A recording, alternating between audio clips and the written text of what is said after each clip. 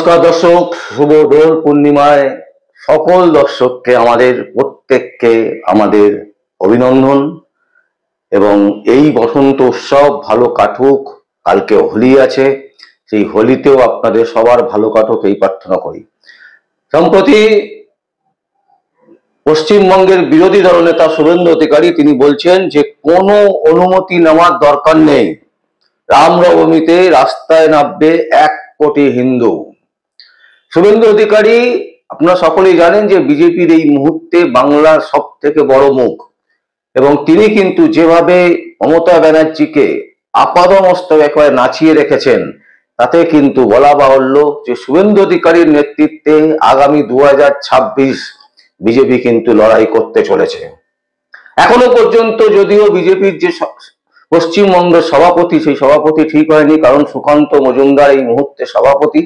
বহুদিন ধরে তারা বলছেন বারবার করে যে সভাপতি নির্বাচন হবে, সভাপতি নির্বাচন হবে, কিন্তু এখনো পর্যন্ত হয়নি। এই রকম অবস্থায় দাঁড়িয়ে শুভেন্দু অধিকারী একমাত্র ভরসা, শুধু ভরসা বলা ভুল, শুভেন্দু অধিকারী হচ্ছে একদম প্রথম সারির মুখ, যে মুখ কিন্তু প্রতিদিন প্রতি মুহূর্তে লড়াই করছেন। কি বলছেন? শুভেন্দুবাবু বলছেন ভালো করে রামনবমী করবেন, আমিও থাকবো মাঠে। গতবার 50 লক্ষ হিন্দু রাস্তায় নেমেছিল, এবার 2000 মিছিল হবে, 1 কোটি লোক রাস্তায় থাকবে, কোনো অনুমতি নেবেন না। এই যে বারবার করে শুভেন্দু অধিকারী এইরকম বিভিন্ন রকমের হুঁশিয়ারি, বিভিন্ন রকমের হুমকি দিয়ে রাখেন, এতে কিন্তু রাজ্য সরকার খানিকটা বিব্রত বোধ করেন এবং তাতে কিন্তু তারা চাপে পড়ে যান। বিভিন্ন সময় দেখা গেছে শুভেন্দু অধিকারী এইভাবে চাপে ফেলে রাখেন রাজ্য সরকারকে, এবং সেটা আমরা দেখলাম দোলের আগে এই জিনিস কিন্তু আবার পুনরায় তিনি চাপ সৃষ্টি করে রাখলেন রামনবমীকে নিয়ে। গত কয়েক বছরে বারবার রাজ্যে রামনবমীর মিছিলকে নিয়ে রাজনৈতিক টানাপোড়েন চরমে পৌঁছেছে। প্রশাসনের অনুমতি পাওয়া না পাওয়া এই সমস্ত জেলায় জেলায় বিভিন্ন পথে নেমেছে হিন্দুরা। বছর ঘুরেছে, সময় আরো একবার রামনবমীর। তারই মধ্যে ফের একবার সরকারকে হুঁশিয়ারি দিয়ে রাখলেন বিজেপির নেতা শুভেন্দু অধিকারী। বৃহস্পতিবার সন্ধ্যায় ভবানীপুরে দোলের আগে একটি অনুষ্ঠানে যোগদান করেন তিনি বলেন এবারে রাস্তায় নামবে 1 কোটি হিন্দু। বৃহস্পতিবার সন্ধ্যায় উপস্থিত জনগণকে শুভেন্দুবাবু বলেন ভালো করে রামনবমী করবেন, আমিও থাকবো মাঠে। গতবার 50 লক্ষ হিন্দু রাস্তায় নেমেছিল, এবার 2000 মিছিল হবে, 1 কোটি হিন্দু রাস্তায় থাকবে, কোনো অনুমতি নেবেন না। হিন্দু তার উৎসব পালন করবে, আমাদের দায়িত্ব শান্তিপূর্ণভাবে করার, আপনি অন্যদের সামলান, বাকিটা আমরা বুঝে নেব। বলে রাখি, গত কয়েক বছর ধরে বারবার রাজ্যে আক্রমণ হয়েছে রামনবমীর মিছিলে, যার বেশ কয়েকটি তদন্তভার গিয়েছে এনআইএর হাতে। হাওড়ার পিএম বস্তি, রিসরা, ডালখোলা রামনবমীর মিছিলের ওপর হামলা ফিরে রাজনৈতিক আকচাকচি চরমে পৌঁছেছিল। এমনকি গত বছর আদালতের অনুমতি নিয়ে মিছিল করতে হয়েছে বহু জায়গায়। রাজনৈতিক বিশেষজ্ঞদের মতে বিধানসভা নির্বাচন যত এগিয়ে আসবে ততই কিন্তু তীব্রতর বাড়বে এই সংঘাতে।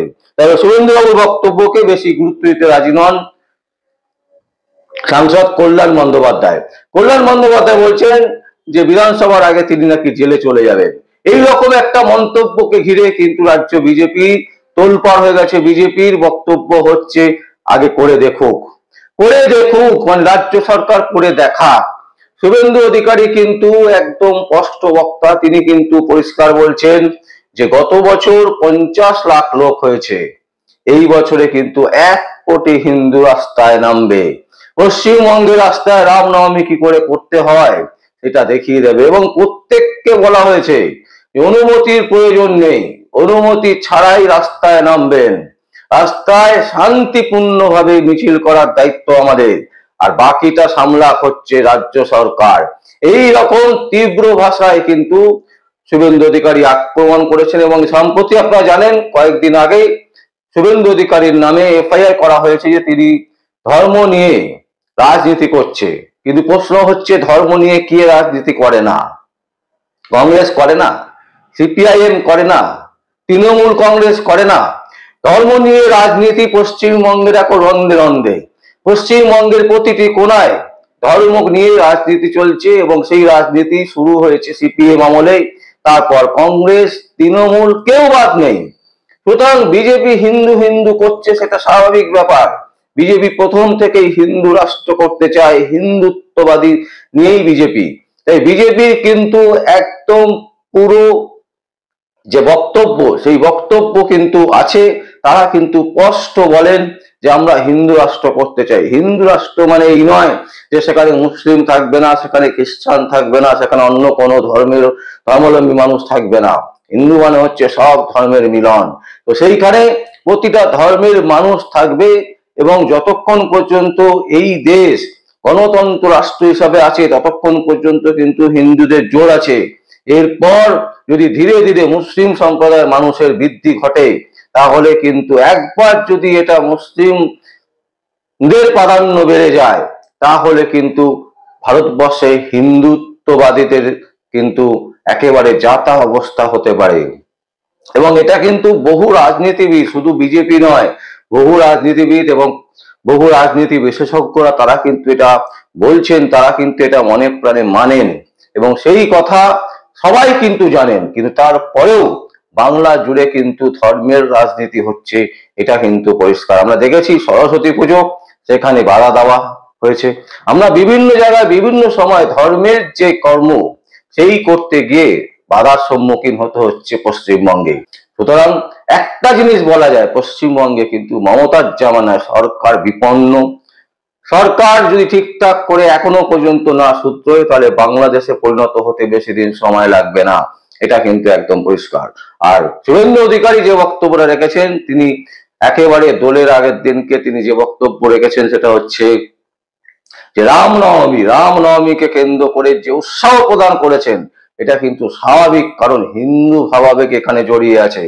1 কোটি মানুষ যদি হিন্দু, তারা যদি রাস্তায় নামেন, তাহলে বুঝতে হবে রাজ্যে কিন্তু আস্তে আস্তে পালা বদলের সম্ভাবনা প্রবল তৈরি হচ্ছে এবং সেটা কিন্তু শুভেন্দু অধিকারীর জন্যই।